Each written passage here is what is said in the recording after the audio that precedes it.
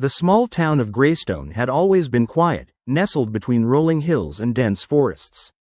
Its only notoriety was the old abandoned mill at the edge of town, which locals avoided after sunset. Rumors whispered of strange noises and flickering lights, but no one dared to investigate, until the night everything changed. It was a chilly autumn evening when 17-year-old Ella and her best friend, Marcus, decided to explore the mill. They had heard the rumors about the place being haunted, but they believed it was just empty stories to keep curious kids away.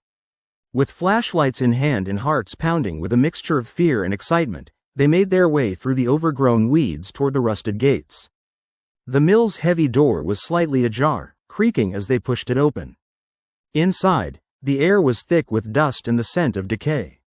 Shadows danced across the peeling walls, cast by the flickering beam of Ella's flashlight.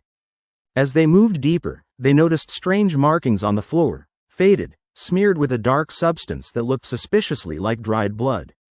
Suddenly, a distant shuffling sound echoed through the cavernous space. Ella froze, clutching Marcus's arm. "Did you hear that?" she whispered. "Probably just rats," Marcus replied, trying to sound brave. But his voice wavered. The noise grew louder, shuffling footsteps, sluggish and uneven, followed by a guttural growl. Without warning, a grotesque figure lurched into view, eyes vacant but glinting with menace. It was humanoid but misshapen, skin gray and rotten, exposed bones where flesh had fallen away. Its mouth was twisted into a grotesque snarl, revealing jagged, yellowed teeth. Ella screamed as the creature lunged toward them, claws scraping the concrete. They stumbled backward, racing out of the mill, burst through the gates and sprinted toward town. Heart-pounding, they didn't look back until they reached Ella's house, where they slammed the door shut behind them. The next morning, Greystone buzzed with tension. Rumors spread like wildfire. Someone had seen a horrifying creature lurking near the mill, and more sightings were reported throughout the day. The town's police tried to investigate, but no clear explanation arose beyond unconfirmed reports of mutilated animals found nearby. Ella and Marcus, traumatized but alive, knew they had seen something terrible. They decided to visit Ella's grandfather, Drive Whitmore, who was a retired scientist and experienced in unusual phenomena. They recounted everything, trembling as they described the creature's appearance and the strange markings they'd seen. He listened intently, then frowned.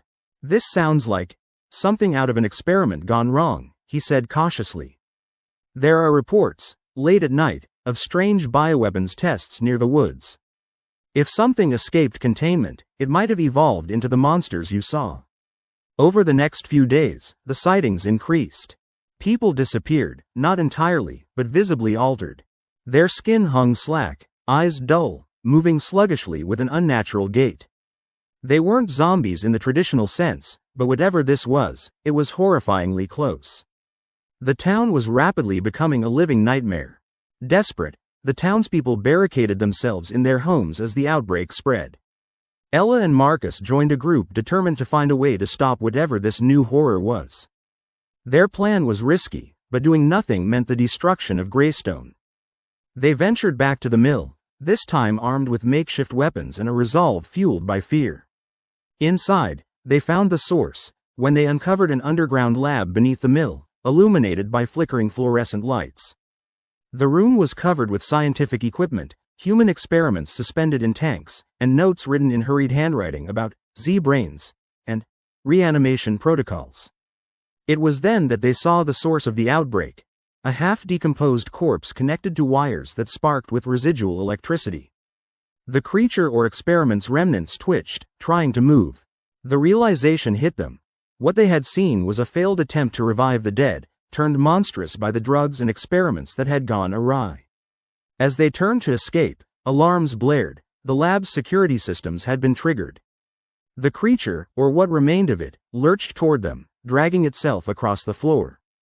Its eyes flickered with a faint spark of life, a horrid reminder that some experiments never die. They scrambled out of the lab, dodging the creature's grasp, and ran through the dark woods back toward town. Behind them, chaos erupted as the laboratory self-destructed, destroying the evidence, but not without consequences. The outbreak was out, and the town of Greystone had become a battleground. In the aftermath, nothing would ever be the same. The townspeople, once naive and trusting, learned that deadly experiments could create nightmares beyond their worst fears. The infected roamed the outskirts, a reminder that science, when pushed too far, can unleash horrors better left buried. Ella and Marcus, scarred but resilient, knew they had to leave Greystone behind.